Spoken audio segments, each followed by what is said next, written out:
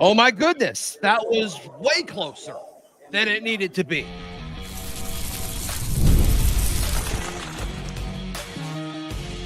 You are Locked On Auburn, your daily podcast on the Auburn Tigers. Part of the Locked On Podcast Network, your team every day. Goodness gracious. Yes. Welcome on in to Locked On Auburn, your daily Auburn Tigers podcast. I'm your host, Zach Blackerby.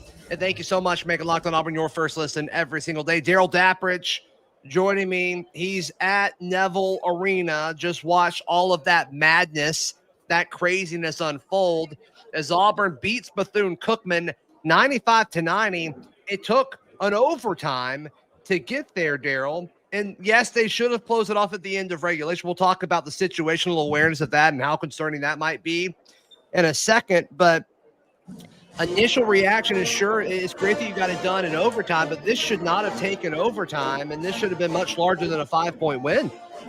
Look, I understand the eyeball test, and Bethune-Cookman does. It is very impressive in person. They have some guys that have got size, that can score around the basket. And let's be honest, they had a career night shooting the basketball. I don't know how else they could shoot it any better than they did.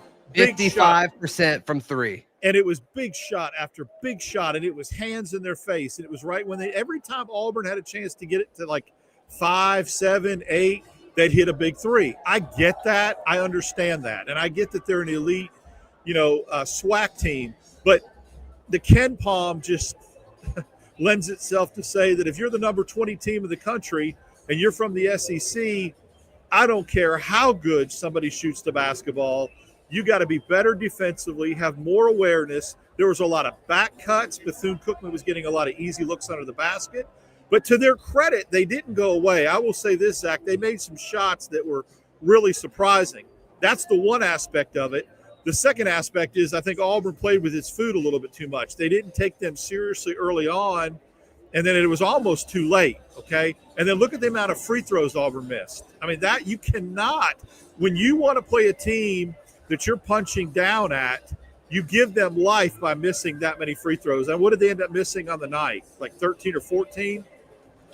Auburn was 27 of 38 from the line, so they missed 11. Okay. Well, that's good because they made like 6 or 7 in a row then, because they had missed 11 pretty early in the second half. But yeah, it's just it's I'm not going to sugarcoat it. I mean, I can't. There's a lot of times where we try to say, don't read into it, don't put too much stock.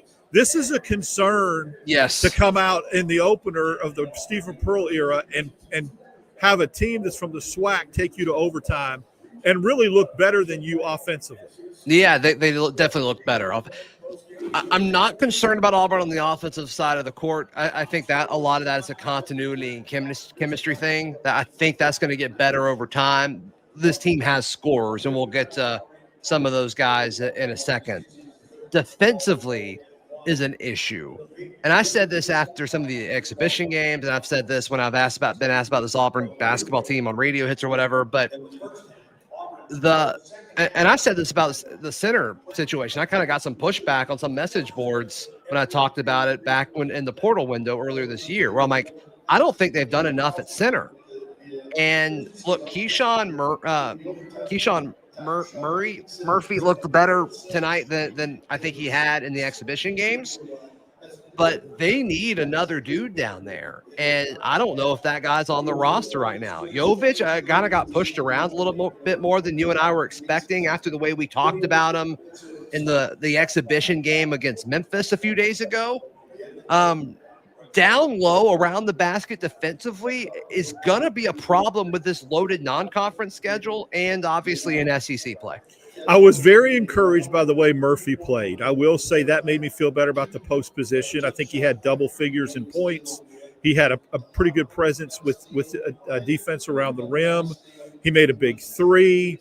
He had some rebounds. Jovic took a complete step backwards from what he did against Memphis. You've got to have better minutes than he gave you. He turned it over too much. He was too soft with the basketball. He got it stripped and stolen. He forced things. He missed bunnies. You can't do that coming off the bench if you're going to spell Murphy, especially with kind of a wonky knee still. So that's a concern. The overall just losing your man on back cuts, Zach, was just unbelievable. It happened all night long. There was no communication. No, this is an example of where if I have to try to find a silver lining, the more a team plays together, some of that may go away. The communication issues and knowing where your teammate is and being able to call it out when you haven't played together was very evident tonight. Maybe that gets better as the season goes on. I think there is something to playing a little tight, playing a little bit flat tonight, and just not, the crowd wasn't into it till the second half. Really, there just seemed to be a little bit of a low energy type thing. So maybe it is just kind of getting the bugs out a little bit, because that's what happened in the exhibition season. The game at Boutwell, they guarded horrifically and then came back and played better against Memphis. I would imagine it to look better Thursday night against Merrimack. But look, I'm just going to say this. You cannot make the play Elijah Freeman made before the end of the game ever as a basketball player. It is the cardinal sin. It is fatal. The game was over. The dude was shooting from his side of half court, and you literally committed a foul with 0.2, not 2 seconds, 0.2 seconds on the clock, a three-pointer that allowed them to send the game into overtime. That is fatalistic to do something like that. Yeah, that's bad. And we'll see how does Steven respond to that from a coach. Like, I mean, he's got some decisions to make, not as far as, how you're going to use certain guys, but also like, how are you going to handle some of these personalities in response to was a very poor opener for pretty much everybody making their Auburn debut in this role. I will say this. The good thing about that is that Freeman, like some other players on the team, made amends. With about under a minute left to go, he made a huge steal, got a big steal. He also got a putback basket on his own miss where he didn't give up on the play and followed his own shot that really was big. And then Overton had two incredible possessions. Yeah, Overton was great. A steal and a run-out basket on his own, did that twice. Those were big. But, I mean, look, let's break this down statistically. It's going to be rare that you see a team shoot 52% from three. If 55. You do, 55. If you do, that means your defense is awful. Okay? I mean, run out at somebody, get a hand more in their face. It's going to be a very, very weird or rare night that someone's going to shoot 55% against you. So if that doesn't happen, it's probably double digits. And then the other thing is you're not going to miss 11 free throws, although Auburn did get a ton of opportunities at the free throw line compared to Bethune-Cookman. I also don't think this team's going to go 6 of 23 from three very often. I think Auburn's going to shoot better than 26% from three most nights. Yeah, that's the three components. Allowing your opponent to shoot 55%, you shooting under 30, and you missing 11 free throws. That was the perfect storm that's not going to happen very often, and it happened tonight, and it almost cost Auburn an embarrassing loss. Yeah, and you got to think, okay, like I think the silver lining in this is Steven's got great tape to use, and thank goodness you have teaching tape and a win and not a loss, because that would have been awful. It would have been awful. So thankfully they pulled it out, which is great. Let's I want to talk more about some of these scores and kind of the positive aspect of this and how they were used. That's next right here on this live edition of Locked On Auburn as Auburn takes down Bethune-Cookman 95-90. Today's show brought to you by our friends at FanDuel. FanDuel is America's #1 sports book. Auburn was a 24.5-point favorite in this one. They did not cover, but that is okay. I don't know what the over-under was, but I can't imagine the over didn't hit, especially with overtime. 95-90 is crazy.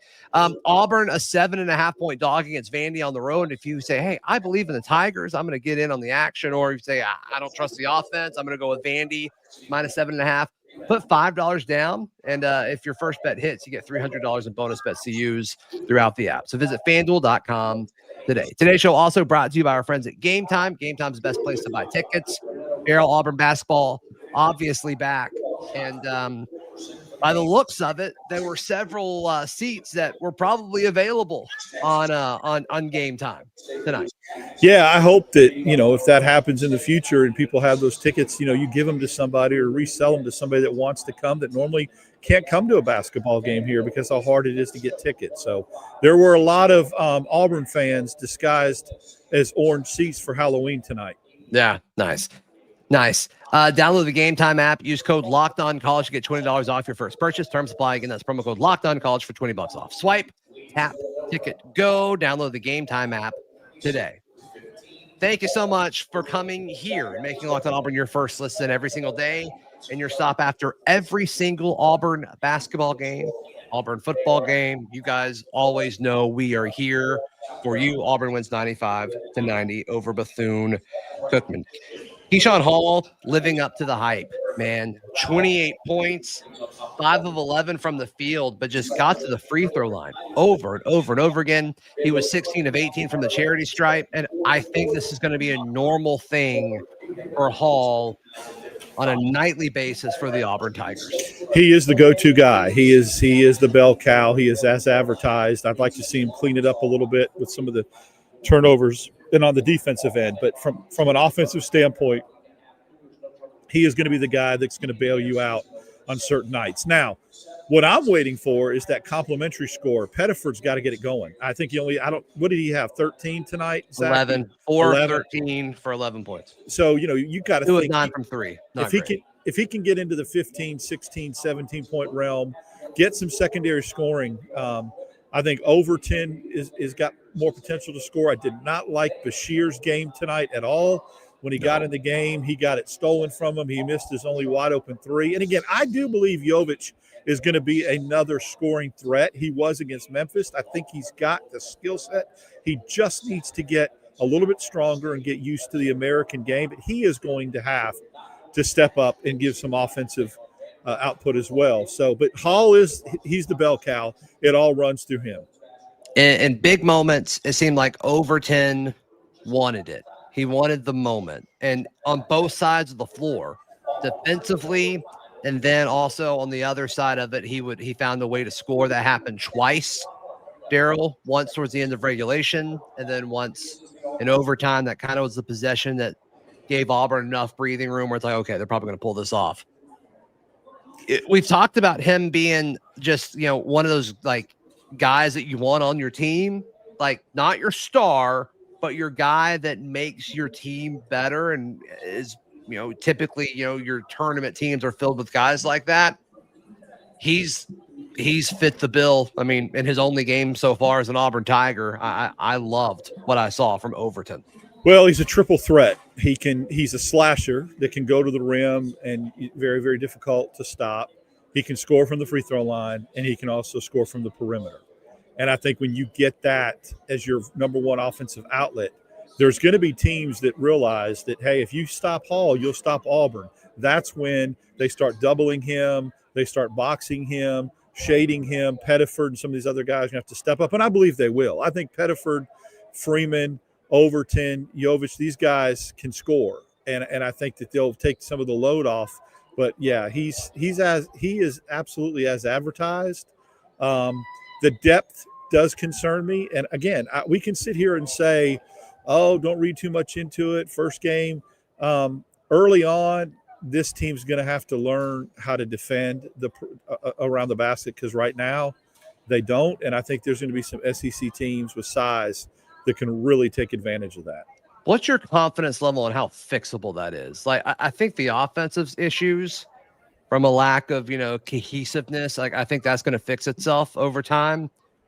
Defensively, do they have the guys physically that are able to do that? Or will it depend on the matchup, Darrell? It'll just depend on the matchup. I think there's going to be teams, no matter what you scheme, no matter what, if you go zone, whatever you do, there's going to be some nights you're just going to be outmanned down low because you've got guys that are bigger. I mean, remember, you had Cardwell and Broome protecting the rim. And Chaney Johnson last year, very underrated post defender, okay? You'd have Murphy, and from a post defending standpoint, that's about it right now. Jovic is not quick enough to he gets bodied. He got bullied on the post. All the Bethune-Cookman guy had to do was use his offhand to lean in on Jovic, and he was going right to the basket, from a physicality standpoint. And Oklahoma State did the same thing. Oklahoma State had size, and they used the offhand to just or lower the shoulder, lean in, and bully Auburn on the block. Memphis did not. So you're going to see some teams that may try to play more of an up and down game with Auburn, and that's when Auburn will thrive. You get in a half court with some bigs, Auburn could be in trouble. Yeah, SWA coming off the bench, 15 points. I think Keyshawn Murphy coming off the bench with 17. I don't know if you can give those guys more minutes, but I certainly think that they're worthy of them right now. There may be a lineup where you might want to go big, where you want to start Murphy and you want to take Freeman out of the game and start SWA. Was there any chatter there about Murphy's injury at all? Is he 100%? I mean, he had a big knee brace on. He looked as healthy as I've seen. He looked healthier than he did in Birmingham, to be honest with you. Yeah. So I just think that if you do want to go with a bigger lineup, you have that option of going with Sebastian Williams-Adams over Freeman, starting him at the 4, and because he gives you size, he gives you rebounding, he's more physical. So maybe that's the fix that you're talking about. Maybe you do a lineup change when you got some bigs, you start a bigger lineup, and when you got a more athletic lineup you're facing, you play Freeman. So. What are they clapping for? Stephen Pearl has made his way on the court to have his first post-game interview with Andy Burcham on the Auburn Tiger Network. Very cool. Very cool. What do you think of the point guard rotation, specifically with Caden Magwood? 8 minutes. He gave us nothing. He gave Auburn nothing tonight. I'm not being ugly. His only stat was a turnover, and he committed a foul. Those road stats. See, that's another great point. That's something else I don't think is going to happen. I think that's a one-off. I think Magwood's going to come off the bench and give you something. And just think, if he could have given Auburn 6 points, what a difference that would have been. You got 11 points in 65 minutes of basketball out of your point guard position. That's it, between two guys, and that's going to have to get 45. Cleaned up. 45, yeah, that's going to have to get cleaned up as well. And look, I'm not trying to be Debbie Downer. I've been, how I always find things about, but I have to be a realist and say that this is no way dooms this team, or this team isn't a tournament team. I'm not saying that. I'm saying as it stands right now, they better clean up some things, or it could be a difficult year. Well, and I'll repeat myself from what I said after the exhibition game against Memphis. This is a roster that is built to peak months from now. When you combine a lot of the guys moving into the SEC or moving into, to play basketball on a different continent or at a different level of play, or you're an incoming freshman. I mean, there are so many guys that are like primed to say like, okay, it's clear the talent's there, but it's going to take time to acclimate. Oh, and all these guys are coming together for the first time. Like this is a team and a roster made to peak months from now. And I do think that's encouraging. I also think you're going to see Jekyll and Hyde from this basketball team.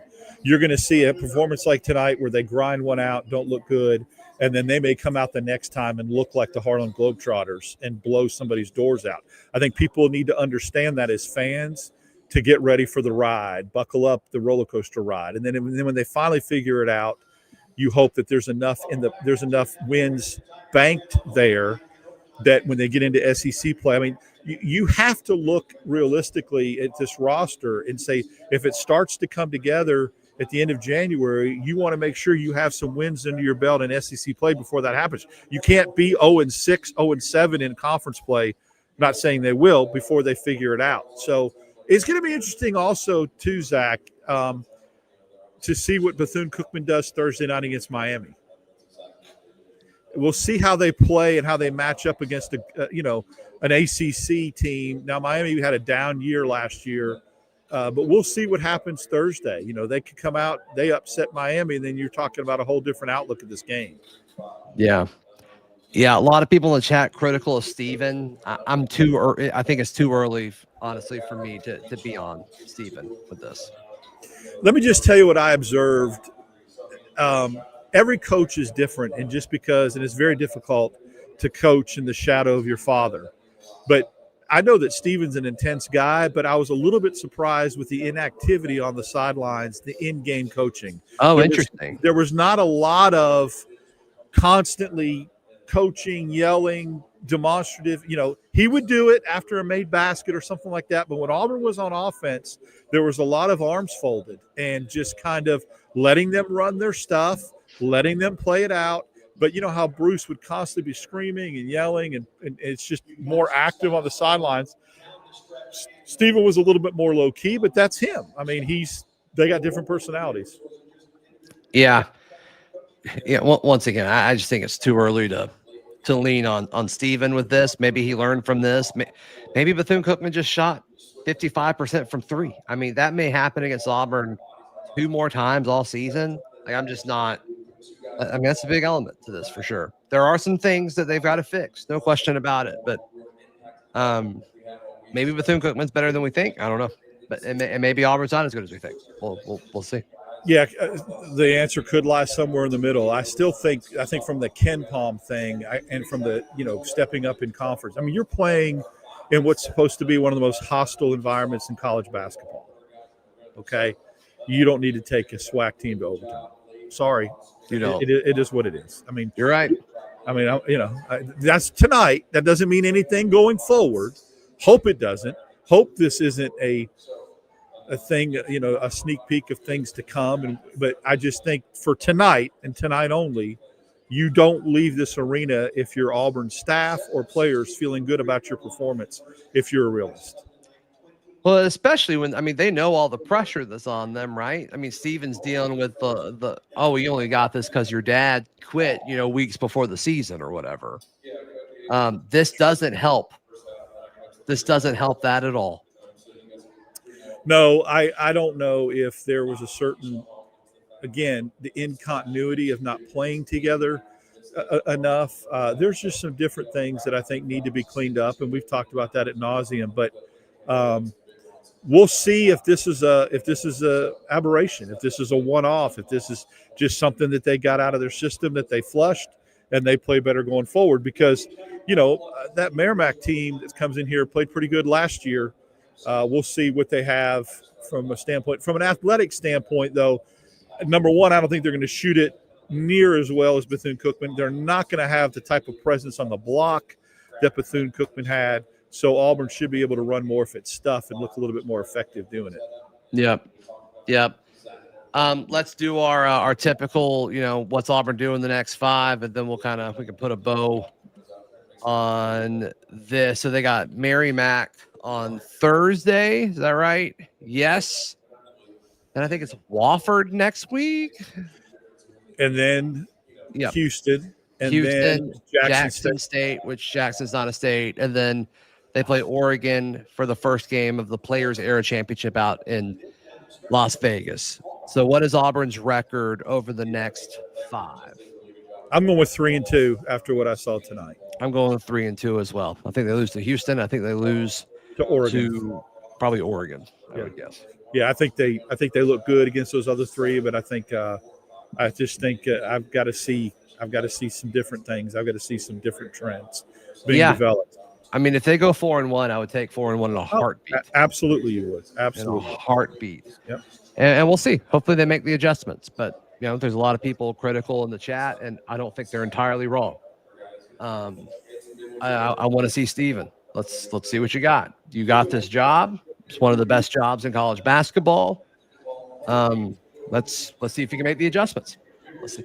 If you're the head coach of Auburn basketball, you should be able to make these adjustments, and we'll see if he does it. Well said. Darrell Dapprich, how can people check out everything you've got going on? Follow me on X, Dap6410. I will not be with you live Thursday night for the Merrimack game. I'll be celebrating my 31st wedding anniversary. So congratulations. Shout out to my wife, who's had to put up with me for 31 years. Yeah, I don't know how she does it. MVP. And then, but I'll be back with you twice this week on regular shows. And then we'll be back the reaction show from Nashville. I'll be in Nashville for the Vanderbilt game. So come check us out. Yep. Please like the video. Please subscribe, and we will see you next time. This has been Locked On Auburn as the Auburn Tigers take down Bethune-Cookman 95-90.